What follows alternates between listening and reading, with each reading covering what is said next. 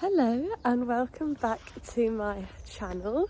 I hope you're all well. It is Monday the 4th of July today. It's America's Independence Day. And it is 6:30 in the morning. So I am now 12 days out. Oh my god, I can't even speak today. I am now 12 days out from my next show. Which is the MK Classic with Two Bros in Wigan. So different venue this time, and yeah, I'm 12 days out. So as of yesterday, we kind of dropped the hammer a little bit. So as you would have known, the first two shows were kind of my warm-up shows, my shows for a bit of fun. Wasn't really expecting much from them, so they were both nice surprises. Whereas the next two shows are the ones that are actually planned, that I actually really cared about, that I was like gonna, bring it for, basically. So I do need more condition. I need to get leaner. So as of today, as of yesterday, hammer has been dropped, food is lower, cardio is higher, steps are higher. We've got 12 days, honey. Let's do this. So yeah, I'm gonna start feeling like death. My body is definitely a bit broken, but I had a new low weigh-in this morning after just one day on the new protocols, so it's working. Things are going in the right direction. But yeah, I'm just on my way to the gym to do fasted cardio, which is about 40 minutes on the stairs. And obviously I walk there and back, so that gives me a good 6,000-7,000 steps as well. So let's get it. I'm back from fasted cardio, showered, done some cleaning in the flat, and I'm just about to have my first meal before doing all of Monday's check-ins. It's about 8:30. So meal one is the yogurt bowl. As you can see, there's no granola in there anymore. Granola had to go.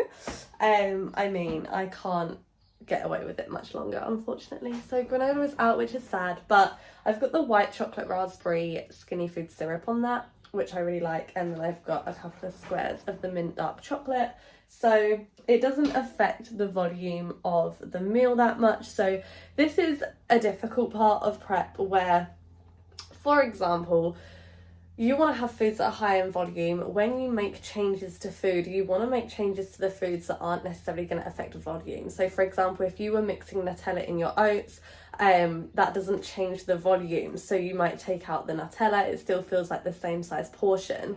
There also does come a point on prep where you have to keep your waistline as small as possible, because maybe it's no longer a case about needing to lose more body fat, maybe it's just about your ratios. You don't want to have much bloating or hold too much water retention. There does come a point where you might have to suck it up and not have high volume food. So for example, there are some people who mix like courgette or egg whites like into their oats, and it doesn't obviously bulk up the calories too much or add some protein. That can increase the volume of the meal, that can expand your waistline. So at some point you do have to suck up the fact that volume isn't always going to increase. It might decrease at certain points. It's all part of the fun. But if I can't go 4 weeks without granola, then who am I? Do you know what I mean? It's 4 weeks. It's not going out of date. It's not going to be not on the shelves anymore. So I'm going to eat this meal, crack on with today's check-ins, and then I've got a leg day today. So I've got all of today's check-ins done. It is now about 20 to 1, quarter to 1. All check-ins are done. I'm about to eat my final meal. So I've got final meal? Girl, if that was my final meal. So I've just got the egg cooking, some cucumber and tomatoes and waiting on crumpets, bacon in the oven. So yeah, pre-workout meal, second meal of the day before I go and do a leg session. I've been getting through work, like my morning session of work. I think I said this before, I work in the morning, train early afternoon, work again in the evening. I split it up in like 2 shifts. My productivity is so great right now because it needs to be. Obviously when you get deeper into prep, I always say this to people say, how do you fit everything in, how do you have the time for everything? Procrastination is at an all-time low. I can't possibly be procrastinating right now. I couldn't possibly fit everything in, and if I did procrastinate, still fit everything in, I'd be so tired. And my main priority obviously right now is my work, my clients, and my prep. Not really anything else, obviously my relationships, but the main things are my work and my prep. And I get up, I do my cardio, I do a really good stint of work of doing client check-ins, and then I go and do a leg session. So that means all of the clients that need me on their check-in day and all of my training for prep and cardio is done by at latest hopefully 3 p.m. So if I crash in the evening, there's nothing I need to do for prep. Nobody's kind of relying on me or waiting for me. You know, I still do client messages and stuff like that in the evening or respond to videos, but like the check-ins are done. The main bulk of the work and what my clients need are done, and my training is done. So if I need a nap or I need to do, I don't know, whatever, chill, if I'm really, really tired and fatigued, then I can. And that's the biggest tip. Always have a huge level of productivity first thing in the morning, early on in the day, just in case you crash. So this is my pre-workout meal, same as it's always been, same as you've always seen, nothing different. Nice runny egg, 2 crumpets, bacon medallions, and some salad. So yeah, this meal hasn't changed. What I was going to say is, when you are in a deficit or you are on prep, obviously my deficit is quite big right now because I've already competed twice and I'm 2 weeks out from another show. You always want to savor your carbs and fats, proteins, you know, or proteins all throughout the day, but carbs and fats pre and post workout. You want to protect the performance of your training as much as possible. So if you are in a fat loss phase, if you're finding that your strength is decreasing in the gym, or you're feeling hungry or more tired, prioritize your carbs and fats around your training. It will help your training, it will help your recovery, so pre and post. And so those meals are the last to change. So when I'm in quite a big deficit, the meals away from those meals are the ones that will change the most. So my last meal in the evening that used to be a chicken wrap is now just chicken and salad. First meal in the morning that used to have granola, no more granola, but pre and post workout stays the exact same.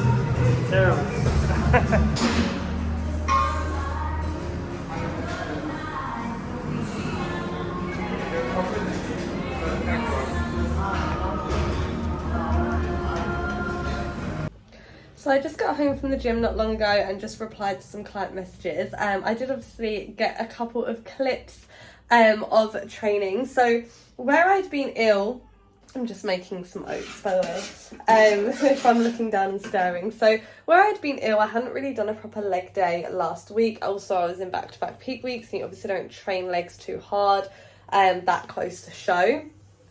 So that was my first proper leg day, post-illness, post-shows.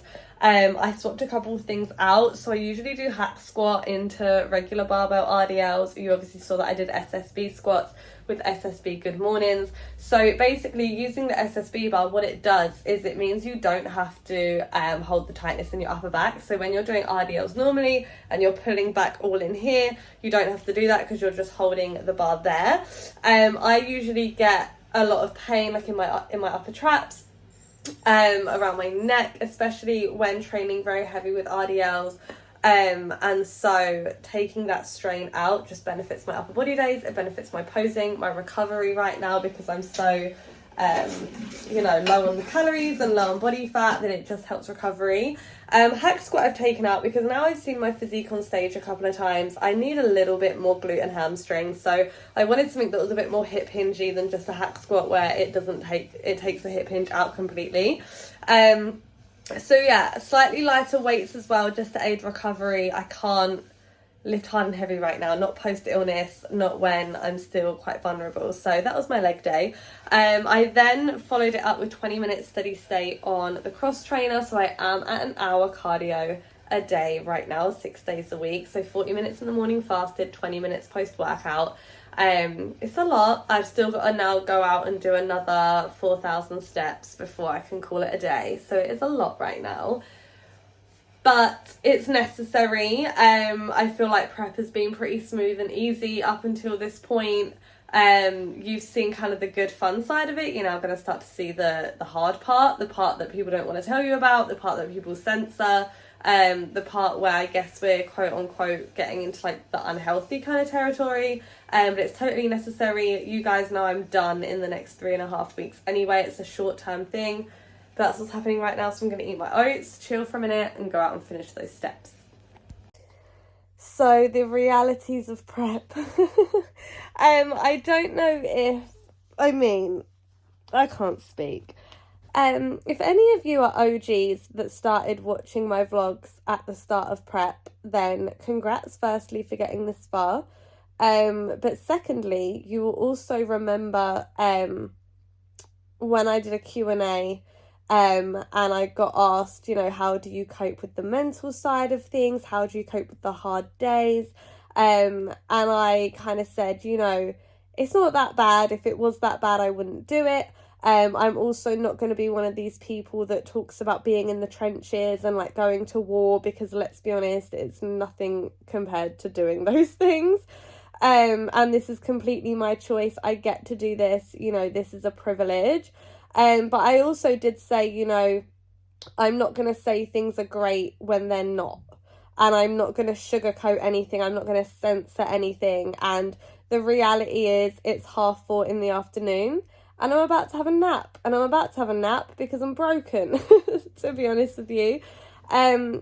Basically, like I mentioned at the start of this vlog, my productivity has massively increased.